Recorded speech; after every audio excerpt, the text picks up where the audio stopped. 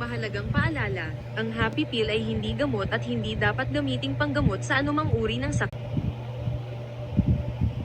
Mahalagang paalala, ang ATC Ginkgo biloba may daily collagen o PTEIN power cells PROPANTLCSENSEDOL at Watson's cranberry ay hindi gamot at hindi dapat gamiting panggamot sa anumang uri ng sakit.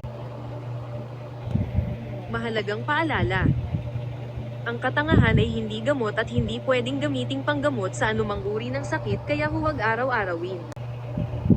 Mahalagang paalala, ang Love Life ay hindi gamot at hindi dapat gamiting panggamot sa anumang uri ng sakit.